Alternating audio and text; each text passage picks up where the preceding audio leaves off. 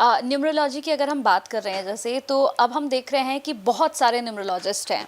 सभी लोग इस और बहुत ज़्यादा अट्रैक्ट हो रहे हैं, मतलब फीमेल्स भी मेल्स भी। इनफैक्ट कॉलेज ख़त्म करने वाले बच्चे जो हैं वो भी इसी की और बहुत ज़्यादा अट्रैक्ट हो रहे हैं। तो ऐसी क्या बात है न्यूमरोलॉजी में कि लोग इसी तरफ बहुत ज़्यादा अट्रैक्ट हो रहे हैं, हर कोई बन रहा है? बिल्कुल, तो इसका जवाब मैं दो तरह से देखना चाहूँगा, और रैदर मैं आपके क्वेश्चन को रीफ्रेम करना चाहूँगा कि न्यूमरोलॉजिस्ट की भीड़ सी आ गई है।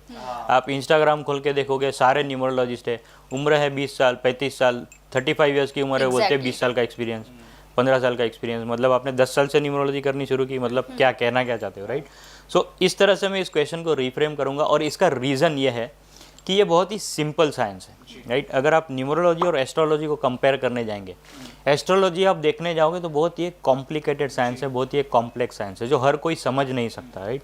और समझने के बाद भी मैंने देखा है कि बहुत सारे एस्ट्रोलॉजर्स भी सही प्रिडिक्शन नहीं दे पाते।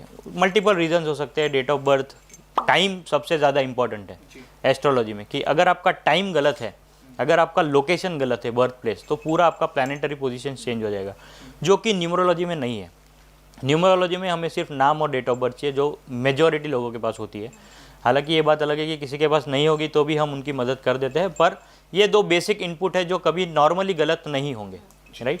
सो इसीलिए ये बहुत ही ज़्यादा सिंपल साइंस है, रिजल्ट ओरिएंटेड साइंस है। रेमेडीज़ बहुत सिंपल है, कॉस्ट इफेक्टिव रेमेडीज़ है। हमारी जो भी रेमेडीज़, हमारा जो मेन गोल होता है वो होता है कॉस्ट इफेक्टिव रेमेडीज़, कि क्लाइंट का खर्चा भी ना हो और क्लाइंट का टाइम भी ना जाए। फॉर एग्जांपल, अगर मैं आपको कहूँ कि आपको 1 लाख मंत्र का जाप करना है, आपसे हो पाएगा?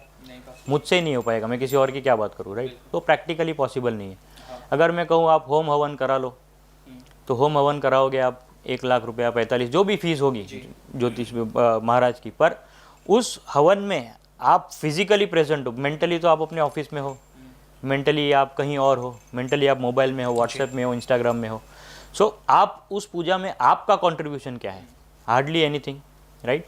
सो इसलिए मैं कहता हूँ कि astrology is a very good and very deep science, पर उससे रिजल्ट्स क्यों नहीं मिलते हैं, ये रीजंस है। अब न्यूमरोलॉजी में सिंपल रेमेडीज़ है, आपको ना आपके जेब से पैसा खर्चा करना है, ना आपको आपका टाइम देना है, चलते फिरते आप अपनी रेमेडीज़ कर सकते हो। और ऐसा नहीं है कि क्योंकि खर्चा नहीं हो रहा है, क्योंकि मेरा टाइम नहीं जा रहा है, ये रेमेडीज़ रिजल्ट नहीं देंगी। हमारी सारी रेमेडीज़ कॉस्ट इफेक्टिव है, बिल्कुल सस्ती सुंदर टिकाऊ रेमेडीज़ है और रिजल्ट ओरिएंटेड है। सभी रेमेडीज़ आपको रिजल्ट देती है, राइट? और यही रीज़न है कि सब लोग इस तरफ क्लाइंट बेस भी आ रहा है, और जो न्यूमरोलॉजिस्ट की भीड़ भी है, क्योंकि उनको भी लग रहा है कि यहाँ पे करियर बनाने की अपॉर्चुनिटी है। लोग एक्चुअली अपना करियर बनाने आते हैं न्यूमरोलॉजी फील्ड में। पर एक चीज़ मैं यहाँ पे कहना चाहूँगा कि डेफिनेटली ये फील्ड अच्छी है, पर आप एक जिम्मेदारी के साथ आते हो।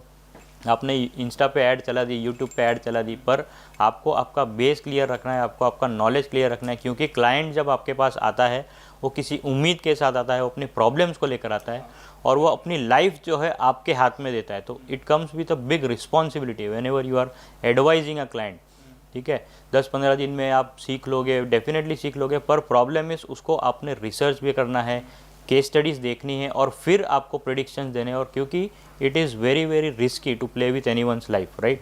आप किसी के हेल्थ पे कमेंट कर रहे हो, किसी के रिलेशनशिप पे कमेंट कर रहे हो, किसी की शादी करवा रहे हो, तो ये सारी चीज़ें जो है वो ट्रिकी हो सकती है। इसलिए आपको बड़ी सतर्कता के साथ, ठीक है, लालच में नहीं आना है, और क्लाइंट का सेटिस्फैक्शन, क्लाइंट को रिजल्ट देना है।